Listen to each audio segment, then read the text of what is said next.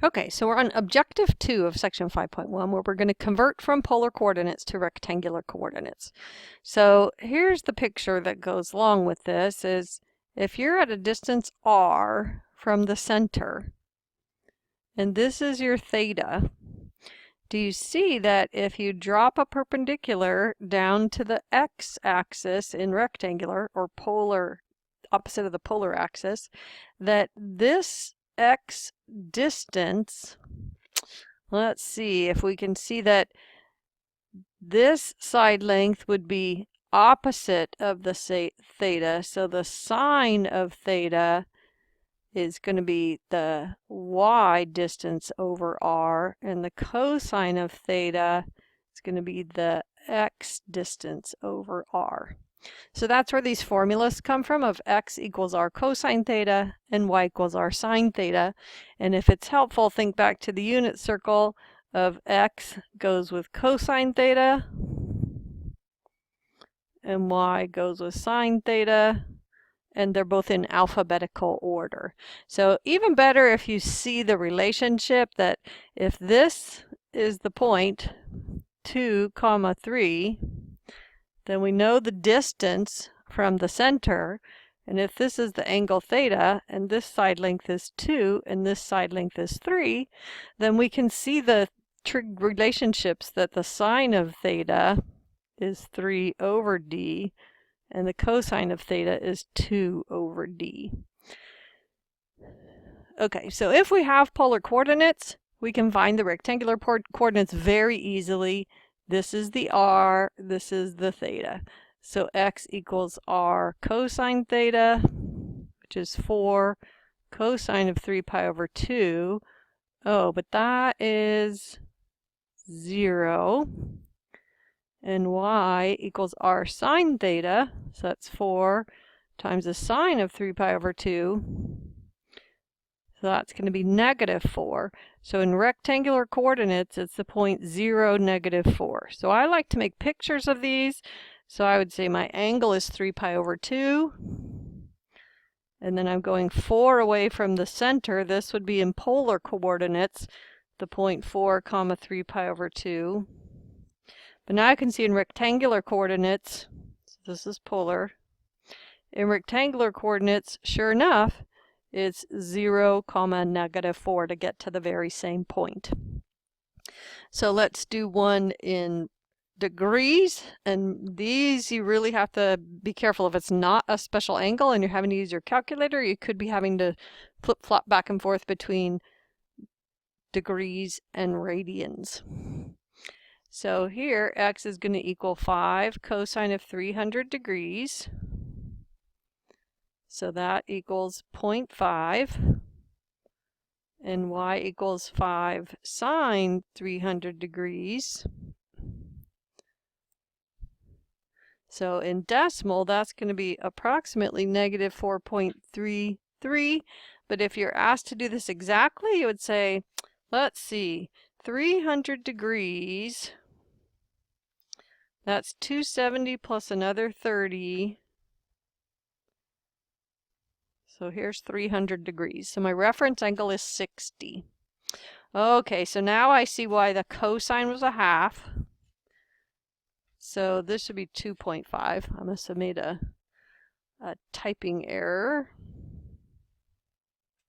Oh, I didn't multiply by the 5. So this is 2.5. And then this is approximately, but if you're asked for an exact answer, then you should say, oh, this is 5 times -√3 over 2. So that's -5√3 over 2. So that means the rectangular coordinates are 5/2, -5√3 over 2. So just make sure you're paying attention to how the directions are asking you for your answer. Is it approximate with a decimal, or does it want exact answer with the radicals still there? Okay, and so by default, if you don't see a degree symbol, this must be in, yes, radians. Okay, so converting from rectangular to polar is a little trickier, and this has to do a little bit with the fact that we have reference angles and we need to figure out what quadrant we're in. So begin by plotting the point. It doesn't have to be exact, but you for sure at least want to see what quadrant are you in. So let's look at number 60, where we're looking at the point -3, 3. So we see we're in quadrant 2.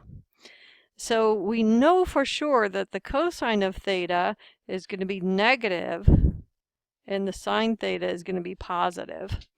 So the way we find our distance from the center, let's see, this distance is 3 and this distance is 3.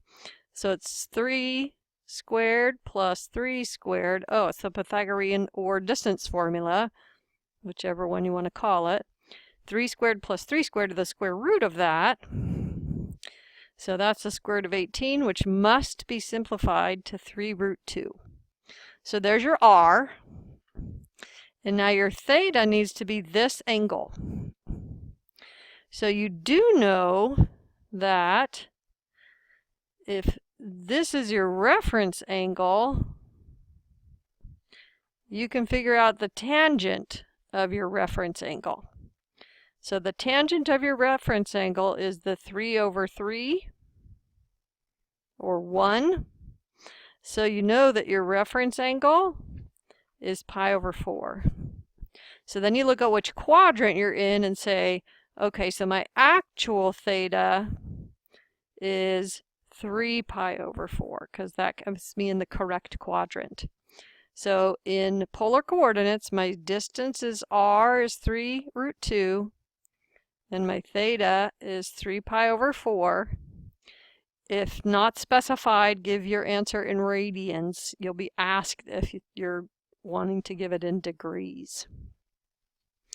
Okay, so we'll do the rest of these in class together. And I want to talk a little bit about transforming equations from polar to rectangular form. Don't worry a lot about this here. We'll talk a lot more about it when we get to chapter 6 and talk about conic sections and talk about the polar form of conic sections. But just for an example, I wanted to show you a couple of problems. This one is the polar form of a conic section. So let's actually look at that one. So we have a formula that says r equals the square root of x squared plus y squared, right? So we can replace r with the square root of x squared plus y squared. And then we know x equals r cosine theta and y equals r sine theta. So we could replace cosine theta with x over r. So I'd have 3/3 minus x over r. Well, I don't like this complex fraction on this side with fraction and a fraction, so let me multiply by r over r. So I haven't changed anything yet, just multiplying by r over r. So I'm going to get the square root of x squared plus y squared equals 3r over 3r minus x. Okay, well now let's put everywhere we see an r, put a square root of x squared plus y squared.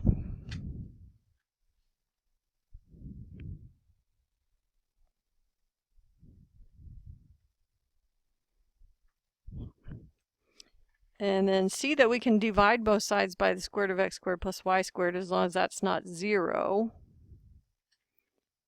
And our distance from the center won't be 0 here. So now I'm going to have 1 on this side equals 3/3 times the square root of x squared plus y squared minus x. Then I'm going to multiply both sides by this denominator and get 3 square root of x squared plus y squared minus x equals 3. Okay, then I have a radical here, which I'm not real happy about. So let me add x to both sides. And then square both sides. So remembering that this right-hand side is going to have to be squared by foiling. So I'm going to get 9 times x squared plus y squared equals 9 plus 6x plus x squared.